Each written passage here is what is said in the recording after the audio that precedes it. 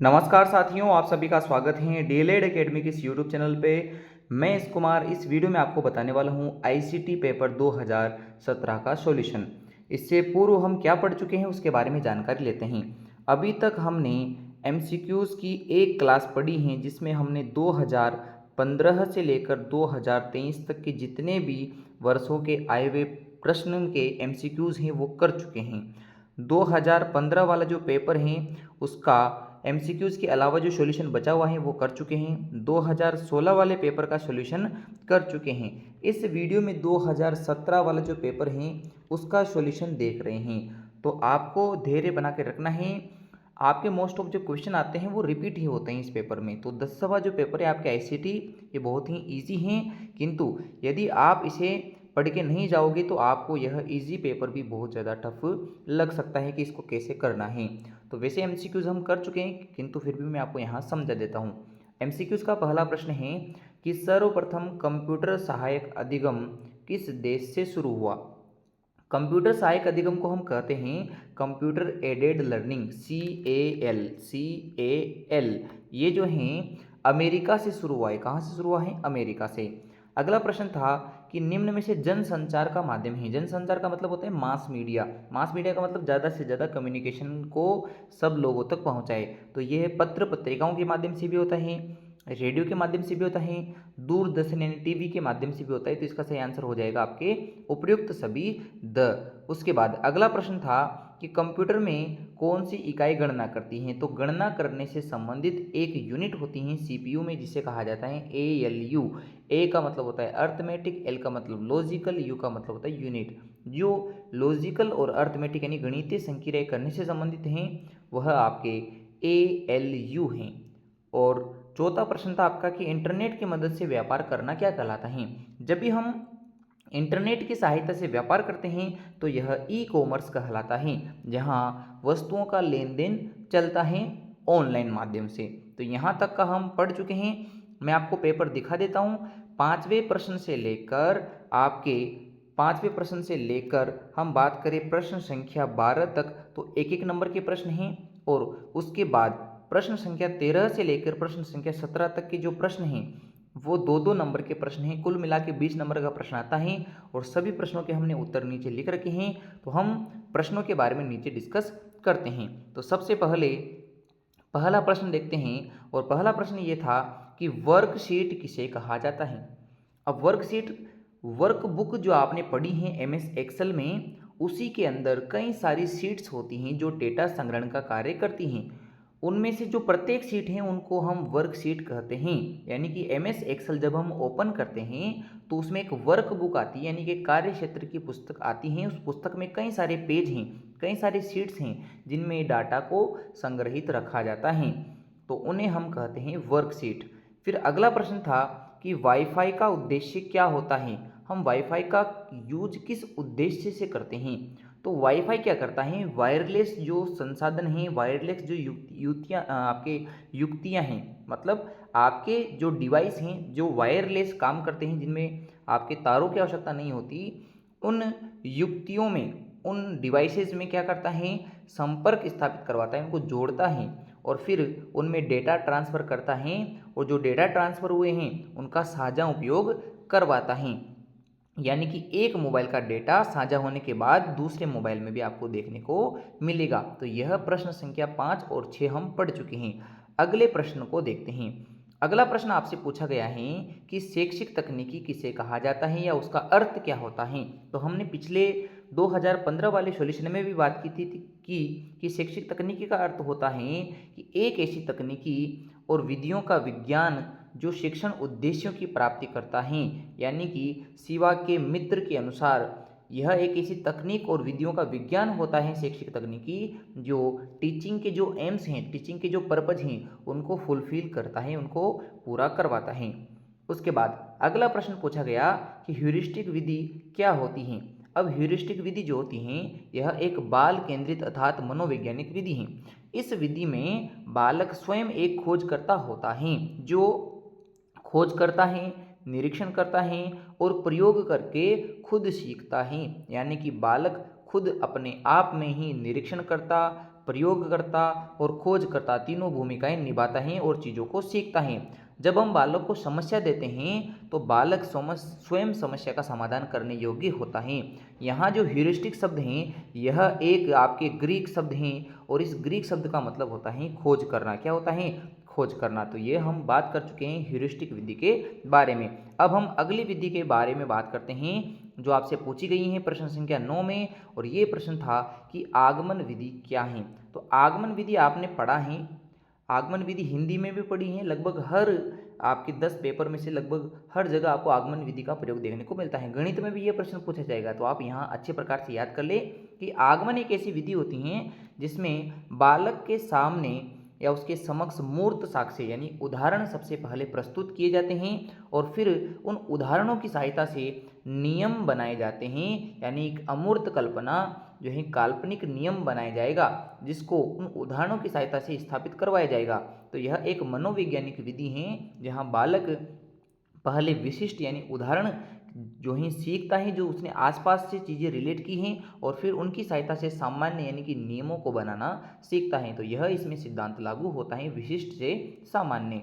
अब आपसे प्रश्न संख्या 10 पूछा गया था कि रेडियो प्रसारण के शैक्षिक उपयोग हेतु आप क्या सुझाव देंगे, यानी कि हम जब रेडियो का प्रसारण करते हैं तो इसका शिक्षा में उपयोग किस प्रकार से हो, इसको आप 2 सुझाव देकर बताइए। तो पहला सुझाव तो ये है कि जो शैक्षिक कार्यक्रम होते हैं, एजुकेशनल प्रोग्राम होते हैं, उनमें रेडियो के जरिए जो लिटरेचर हैं, जो साहित्य हैं, उसकी विभिन्न विधाएं, जो अलग अलग टेक्निक्स हैं, उनको छात्रों से परिचित करवाएं ताकि बच्चे जल्दी सीखें। क्योंकि जब शिक्षक समझाने बैठता है उससे अच्छा है कि जो रेडियो प्रोग्राम है वह उनको सुनकर बालक अच्छे प्रकार से उनमें डिफरेंस करना सीख जाएगा कि साहित्य यानी लिटरेचर में ये चीज़ इस प्रकार है, दूसरी चीज़ इस प्रकार से होती हैं। फिर उसके बाद रेडियो प्रसारण हो रहा है, इससे कक्षाओं में छात्रों का जो लिखित कार्य उन्होंने किया है उस लिखित कार्य को प्रासंगिक किया जा सकता है, यानी प्रसंग से जोड़कर समझा जा सकता है। विशिष्ट और प्रभावी जो उनका लेखन है उनको बनाया जा सकता है, यानी लेखन को प्रभावी बनाने के लिए सप्रसंग बनाने हेतु और विशिष्ट बनाने हेतु हम रेडियो प्रसारण का उपयोग कर सकते हैं। तो ये 2 सुझाव हमने लिखे हैं। यदि इस वर्ष भी ये प्रश्न आता है तो आप इसका आंसर ऐसा कैसा लिख सकते हैं। अब हम आगे बढ़ते हैं अगले प्रश्नों की ओर। प्रश्न संख्या 11 यह है कि बताइए ई लर्निंग के उपयोग क्या है, यानी ऑनलाइन सीखने के फायदे क्या हैं। जब भी हम ऑनलाइन सीखते हैं तो जो उपयोग करता है, जो यूजर है, जो सीख रहा है, वह किसी भी समय और कहीं भी जानकारी तक पहुंच जो है बना सकता है, यानी कि यह उसको सुविधा प्रदान करता है उपयोगकर्ता को ई लर्निंग की, वह किसी भी समय कोई भी जानकारी हासिल कर सकता है। ई लर्निंग का एक दूसरा फायदा ये भी हो जाएगा कि सभी वर्ग जो हैं समाज के, चाहे वो पिछड़ा वर्ग हो चाहे वो पिछड़ा वर्ग न हो, सभी वर्गों को शिक्षा का अवसर इससे मिल जाता है। क्योंकि आपको पता है कि महंगी महंगी कोचिंग संस्थान में ऑफलाइन जाके पढ़ना संभव नहीं हो पाता है गरीब बच्चों के लिए, किंतु उन बच्चों के लिए ऑनलाइन माध्यम में कम पैसों में शिक्षा को ग्रहण करवाया जा सकता है। अगला है, जब हम ऑनलाइन पढ़ाई करते हैं तो इससे कागज की बचत हो रही है, कागज बच रहा है तो एक तरह से पेड़ बच रहे हैं, और पेड़ बच रहे हैं तो पर्यावरण की सुरक्षा हो रही है। अगला है, ऑनलाइन शिक्षा से क्या होता है कि जो बच्चे किसी एक शिक्षक से समझ नहीं पा रहे हैं, वो किसी दूसरे शिक्षक से कॉन्सेप्ट ले रहे हैं, यानी वह अपनी शिक्षा को सरल बना रहे हैं, जो पढ़ा है उसको प्रभावी बना रहे हैं और पढ़ने को आसान सुग्राह्य बना रहे हैं। तो यह ई लर्निंग के उपयोग हो चुके हैं।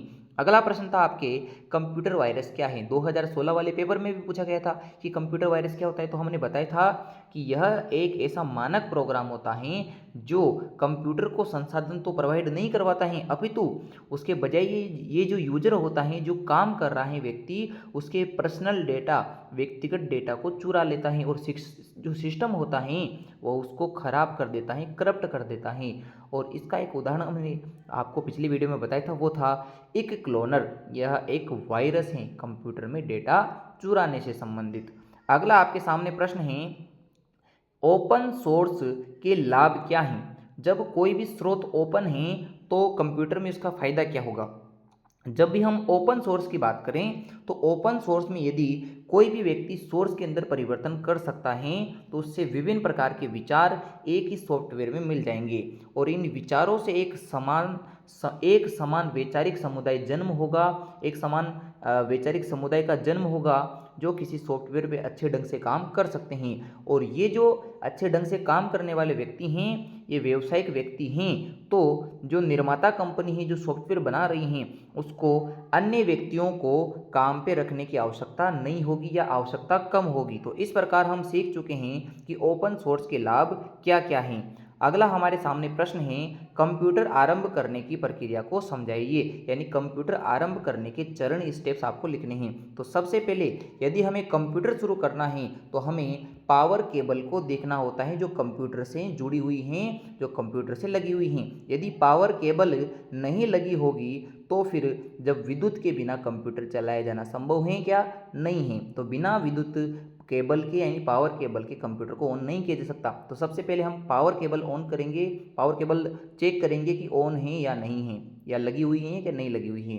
फिर उसके बाद सीपीयू का जो बटन होता है जहाँ ऑन लिखा होता है उसको हम प्रेस करेंगे यानी दबाएंगे, जिससे कंप्यूटर पर ऑपरेटिंग सिस्टम बूट होता है यानी लोड होता है। और फिर हमारे सामने एक डेस्कटॉप स्क्रीन यानी खाली स्क्रीन प्रेजेंट होगी जिसमें विभिन्न प्रकार के आइकन्स वगैरह लगे होंगे। और जो हमें काम करना है कंप्यूटर ऑन होने के बाद वो हम रेडी होकर काम कर सकते हैं। तो इस प्रकार कंप्यूटर को आरंभ किया जाता है। अगला प्रश्न है कि शब्द संसाधन वर्ड प्रोसेसर का शिक्षा में उपयोग क्या है? ये 2015 में भी पूछा गया था। तो उसका आंसर यहाँ देख लेते हैं, उसका उपयोग क्या है। जो वर्ड प्रोसेसर होता है, जो शब्द संसाधन है, वह पत्र बनाने में, रिज्यूम बनाने में, नोट्स संकलन करने में और पुस्तकें प्रकाशित करवाने में इनमें बहुत उपयोगी आपके सॉफ्टवेयर हैं। ईमेल जो हैं उसको बनाने से उसका प्रारूप तैयार करने में काम में आता है, ताकि जो विद्यालय और कॉलेज हैं वो एक समय में सभी अभिभावकों और बच्चों तक ईमेल के जरिए सूचना पहुंचा सकते हैं। शिक्षा विभाग का जो मोस्ट ऑफ काम है वह इसी आपके सॉफ्टवेयर शब्द संसाधन वर्ड प्रोसेसर से होता है, ताकि कोई आदेश जो है अपने शिक्षा विभाग में भेजा जा सके और यदि उस आदेश में कोई संशोधन करना है तो वो भी उसमें किया जा सकता है। अगला है कि वर्ड प्रोसेसर आपको अनलिमिटेड डेटा को लंबे समय तक जो परिवर्तन भी हो सकता है वह सुरक्षित रखने के लिए आपको एक कहते हैं कि सुविधा प्रदान करता है, ताकि व्यक्ति यानी जो विभाग या कोई व्यक्ति हैं उसके समय, धन और कागज सभी की बचत हो सकें। तो ये हम वर्ड प्रोसेसर का उपयोग सीख चुके हैं। अगला प्रश्न है कि ऑडियो और वीडियो स्क्रिप्ट लेखन के तरीके क्या हैं? ऑडियो की स्क्रिप्ट कैसे लिखी जाती है? जैसे कि रेडियो का पॉडकास्ट आता है या रेडियो पे जो पढ़ाई से संबंधित कार्यक्रम हैं उनकी स्क्रिप्ट कैसे लिखी जाएगी? तो ऑडियो और स्क्रिप्ट लिखने के लिए लेखक क्या करता है कि कार्यक्रम की प्रकृति को देखेगा, उस अनुसार उद्देश्यों को निर्धारित करेगा कि किस उद्देश्य की प्राप्ति के लिए मैं यह लिख रहा हूँ, ताकि जब श्रोता उसे सुने तो वो भी समझ पाए और जो विषय वस्तु हैं उसकी रूपरेखा भी सही प्रकार से तैयार हो जाए और जो सामने वाले को समझ में आएगी।